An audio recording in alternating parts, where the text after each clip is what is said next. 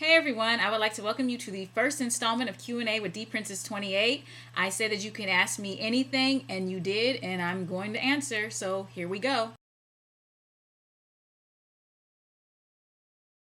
Okay, so a subscriber by the name of Researcher90 wants to know, is Jesus Christ your Savior? And if so, how long have you been saved? I grew up in a Christian home, so I accepted Christ at a very young age. I would like to say around the age of 6. However, I didn't get baptized until the age of 12. And baptism is just basically the outward expression, letting other people know that you have accepted Jesus Christ as your Savior.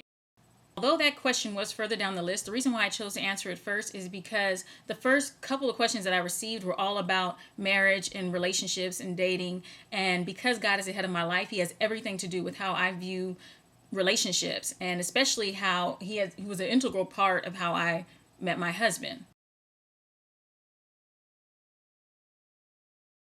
Okay, so I've pretty much answered the first question, which was posed by So Simple 1717, who asked, "Are you married?" Yes. Mama Morgan 0905 wanted to know, how long have I been married? 5 years. Did I get married young?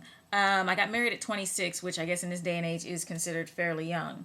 Tiandra asked, "How did I go about dating to find my husband?" That's actually a very funny question because I wasn't dating when I met my husband. In fact, I made a conscious decision to not date when I met my husband. Long story short, because of my morals and values, I was basically very, I guess you what most people would consider picky, but it was just that I always knew that I didn't want just anybody coming into my life, and I didn't want to fall for somebody who I knew didn't share my values. And the dating scene is full of just nonsense, and my tolerance level for nonsense is like zero. So, first of all, I wasn't even allowed to date till I was 16. Had my first real boyfriend at 18. So I've never been boy crazy. I've always been an introvert type of person who can be by themselves. And so making that conscious decision to not date was fairly easy for me. And I was just going to wait on the Lord, okay, to bring me my husband. And I did pray and ask God to send me a mate. And I didn't just say, just send me a man. I mean, I was very specific on the qualities that I was looking for. And so one day, my sister, who, not girls with curls, but I have another sister, she and I were roommates at the time, and she was going to the graduation party of a mutual friend of ours.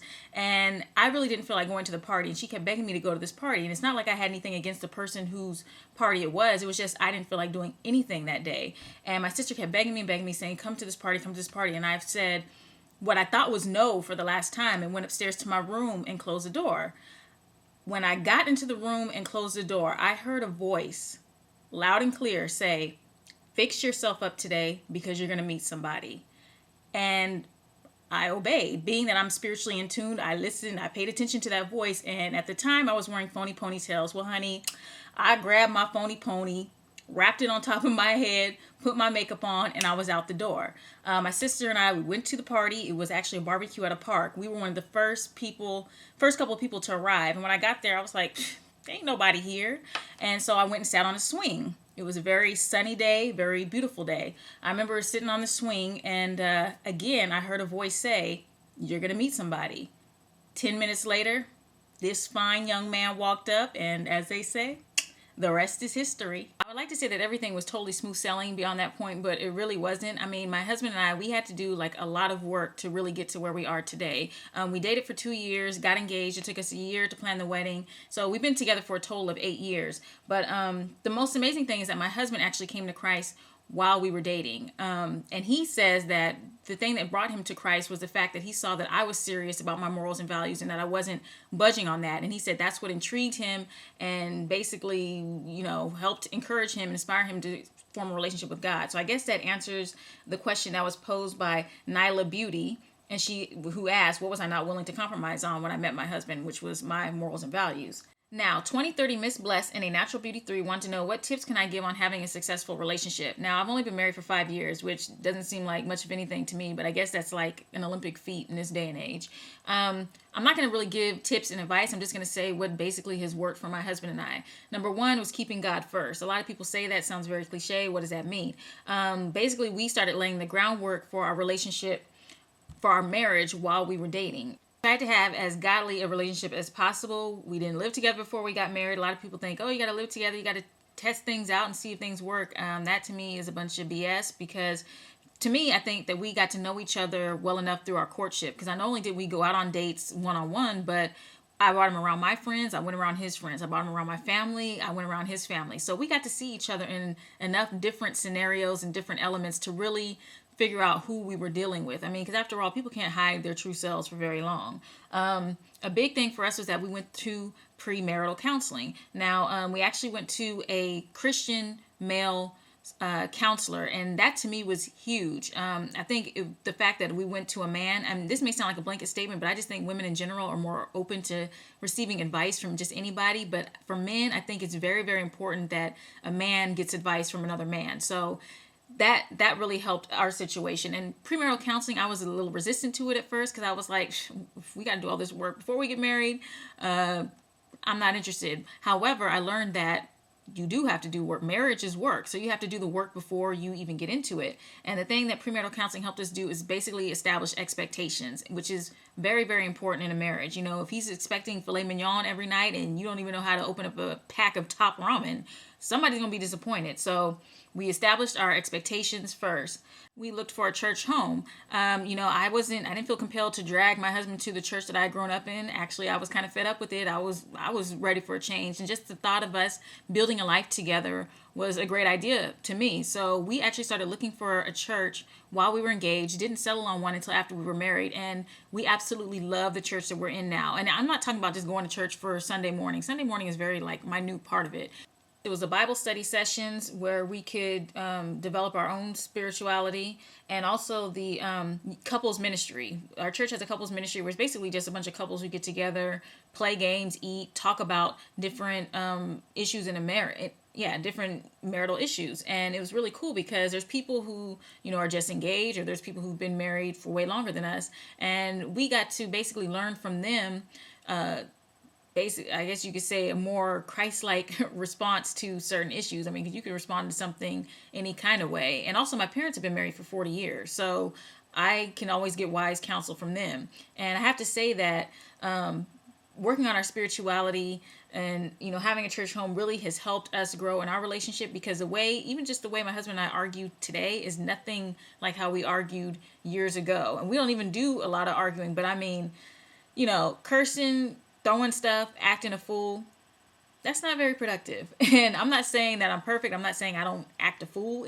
at all anymore. But that's another thing that I learned that's really important in a marriage, is to always maintain a level of respect for each other. Even when you're angry, and as hard as that is, that's very, very important, is to respect that person and to treat people the way you want to be treated. Communication is key. A lot of people always say, oh, open communication. What does that mean? Well, for us, my husband and I, we're almost brutally honest with each other. And the reason why I say that is because I'm the type of person, I would rather you be honest with me, even if it means hurting my feelings. I can deal with that. But lies, deceit, I don't have time for that. And I think it's because of the communication, the open, honest communication, that has enabled us to establish trust. Trust is a huge thing in a relationship. And my husband and I, we have implicit trust.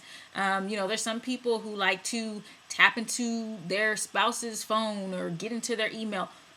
I don't have time to be staging no investigations. If I can't trust you, I don't want you. Quality time is key. My husband and I, we never stopped dating. We established a regular date night. Friday night is our night. Now that's going to pose as a little bit of a challenge now that we have a newborn. However, tonight just so happens to be the first time that we're going to go out since I had the baby. My sister's going to babysit for me, so I'm like, yay! That's why I'm all dolled up. But anyway, no, seriously, quality time is really important.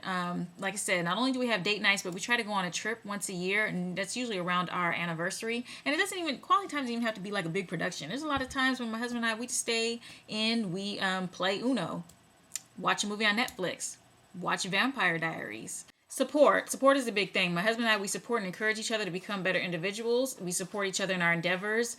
My husband supports all my flights of fancy. He even supports my whole YouTube participation. Every time I bust out with this Soji screen, he's like, let me leave the room so you can do your little studio production. That's what he calls it, my little studio production. Last but not least, I would say that maintaining a life of our own really helps our relationship. I still go out with my friends. He still goes out with his friends. And that to me is a huge thing. I never understood girls who totally diss their friends just because they have a man. I need that Friday night cocktails with the girls. Okay, so this last question is for the Ms. Dimples, Destiny 5104, Sierra Honey Dip. Nyla Beauty, Journey, Capri, and Miss It Diva. They basically wanted to know, have I experienced any postpartum shedding yet? No, and thank God. Do I know anything about using black tea to prevent shedding? No, I do not. I never heard of that. Am I going to do anything to prevent shedding? Nothing outside of my normal healthy hair care regimen. I'm taking prenatal vitamins to prevent shedding because somebody heard that taking prenatal vitamins helps prevent shedding. I'm actually taking prenatal vitamins still because I'm breastfeeding. And if you're breastfeeding, the baby still needs those nutrients. But I have heard that continuing to take prenatal vitamins helps prevent shedding. So hey, that'll be just another added benefit. Well, ladies and gents, that's it for the first installment of Q&A with D Princess 28. I hope you enjoyed it. I appreciate you guys sending me all the questions. I know I lied when I said this were going to be 5-minute segments. It was 10 minutes. What can I say? If you have any more questions, please don't post it in the comment section of this video. Post it on the questions please video because that's the list that I'm going to be going through. And like I said, I hope you enjoyed it. I'm going to try to do one of the, well, I'm not even going to kid myself and give you how often I'm going to try to do this because I'm just going to do it when I can find the time. But like I said, I hope you enjoyed it. Peace, blessings, and I'll see you next time.